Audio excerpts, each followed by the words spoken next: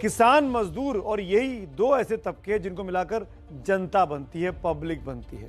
Public को विकास चाहिए, लेकिन विकास के साथ ही महंगाई से मुक्ति भी चाहिए। लेकिन महंगाई है कि आम लोगों की जेब में लगातार छेद करती ही जा रही है।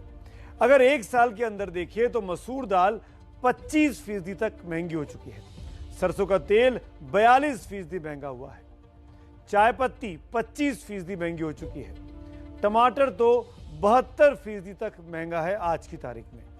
एलपीजी जो कि गैस है उसका दाम 51% बढ़ चुका है, जबकि दिल्ली में पेट्रोल का दाम अभी भी पिछले साल के मुकाबले 27% ज्यादा है और डीजल 21% तक बढ़ा हुआ है। डीजल पेट्रोल के दाम में तो ये राहत थी क्योंकि 3 नवंबर को पिछले साल की तुलना में पेट्रोल 35% महंगा हो चुका था और डीजल 38% तक, उसमें कुछ राहत सरकार ने दे दी है। एक्साइज ड्यूटी घटी है तो कीमत कम हो गई है, कुछ राहत आम पब्लिक को मिली है। वैसे कल से एक और महंगाई आपका इंतजार कर रही है।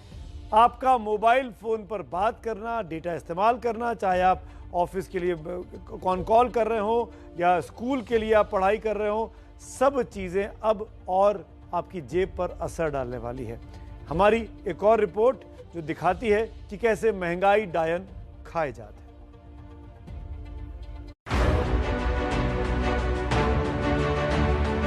आजकल के टाइम में सर पढ़ाई पेमेंट सब इससे ऑनलाइन ही हो रहा है सर। बेरोजगारी होती जा रही है और कहाँ से रिचार्ज करें, ये भी समस्या है।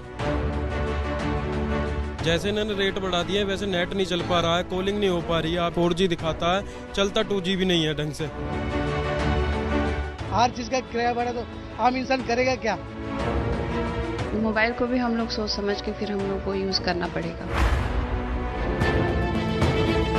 अपनों से बात करते हुए जो चेहरे खिलखिलाते थे, अब उन चेहरों की हवाइयां उड़ने वाली हैं, क्योंकि भारतीय एयरटेल के बाद वोडाफोन आइडिया ने भी महंगाई का झटका दिया है। घाटे का हवाला देते हुए कंपनी ने अपने प्रीपेड प्लान्स की कीमतों में 25% तक बढ़ोतरी की है, जिसका मतलब ये है कि अब फोन पर लोगों का हालचाल लेना भी आपको महंगा पड़ेगा। पेट्रोल डीजल की कीमतों की वजह से लोग पहले ही पैदल होने के कगार पर हैं।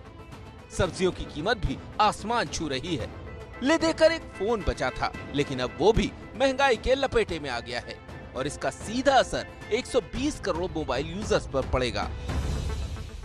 सबकी जेब पे लोड पड़ेगा और कॉल तो महंगी होगी, रिचार्ज महंगा तो कॉल तो महंगी होनी है ही। अगर कोई मतलब वेबसाइट भी खोल रहे हैं तो वो भी अच्छे से ओपन नहीं हो पा रही है, हमारी बहुत ज्यादा समस्या। और ये प्लान और बढ़ा रहे हैं, पहले भी कई बार कंपनियां बढ़ा चुकी हैं, लेकिन फैसिलिटी के नाम पे तो जीरो ही रही हैं सब। जो इतना महंगा करोगे तो फोन नहीं चलाएंगे, यही होगा।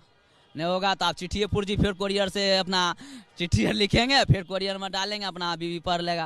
अब लेटर का जमाना ही आने वाला है कुछ दिन में, अगर ऐसी टैरिफ बढ़ता रहा तो। ये चिंता सिर्फ चंद लोगों की नहीं, बल्कि समाज के हर वर्ग पर बढ़े हुए टैरिफ की मार पड़ेगी। पहले 79 रुपए के मिनिमम रिचार्ज पर उन्हें फोन की सुविधा मिल जाती थी, लेकिन अब वोडाफोन आइडिया का सबसे छोटा रिचार्ज भी 99 रुपए का हो गया है। बढ़ी हुई कीमतें कैसे एक परिवार का बजट बिगाड़ सकती हैं, अब वो जान लीजिए। पहले 28 दिनों के लिए 2 GB डेटा का पैक 299 रुपए में मिल जाता था, लेकिन टैरिफ बढ़ने के बाद अब वही पैक 359 रुपए का हो गया है, यानी सीधे 60 रुपए की बढ़ोतरी। अब फर्ज कीजिए कि किसी परिवार में 4 मोबाइल फोन यूजर्स हैं। 299 रुपए के प्लान के हिसाब से चारों लोगों का मासिक बिल 1196 रुपए था, लेकिन 359 रुपए के हिसाब से उन्हीं चारों लोगों को 1436 रुपए देने पड़ेंगे। मतलब एक महीने में 240 रुपए की बढ़ोतरी। कोरोना के बाद ज्यादातर सुविधाएं ऑनलाइन मिल रही हैं। बच्चों की पढ़ाई हो या फिर वर्क फ्रॉम होम, सब कुछ इंटरनेट के आसरे चल रहा था, लेकिन वोडाफोन आइडिया लिमिटेड ने डेटा प्लान में भी 20% तक बढ़ोतरी कर दी है। पहले 50 GB डेटा का टॉपअप 251 और 100 GB डेटा का टॉपअप 351 रुपए में हो जाता था, लेकिन अब यही टॉपअप 298 और 418 रुपए का हो गया है। मतलब 50 GB टॉपअप 47 रुपए और 100 GB टॉपअप 67 रुपए महंगा हो गया है। कोविड की वजह से ज्यादा प्रॉब्लम है और इससे और ज्यादा प्रॉब्लम आएगा। एयरटेल और वोडाफोन ने दोनों ने ही मार्केट जमा के रखा है, तो अभी तीसरा कुछ ऑप्शन नहीं रहने की वजह से इसमें बेर तो जनता ही करेगी जो भी है। और पार्टिकुलर जो खर्च है वो तो बाधा हुआ है, उसके ऊपर और भी खर्चा बढ़ जाएगा। ये बहुत ज़्यादा आगे चल के इकोनॉमिकली एक बर्डन होने वाला है। मेरा 2 बच्चा है, दोनों ही तो ऑनलाइन क्लासेस, ट्यूशन, सब कुछ ऑनलाइन, तो डेटा चार्जेस भी बहुत हाई हो जाएगा। 25% तक कहा जा रहा है कि टैरिफ को बढ़ाया जाएगा, तो आदमी कहाँ से खाएगा, क्या कमाएगा, क्या खाएगा? बेरोजगारी अपनी तरह चरम पर है। टेलीकॉम कंपनियां पहले ही लाखों करोड़ रुपए कर्ज में डूबी हैं, इसीलिए सारी कंपनियां मिलकर जनता की जेब काटने पर तुली हैं।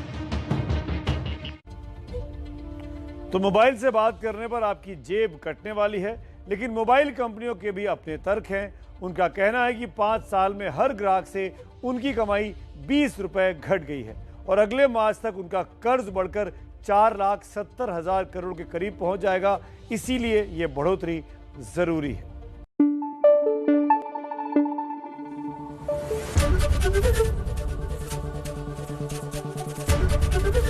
एबीपी न्यूज आपको रखे आगे।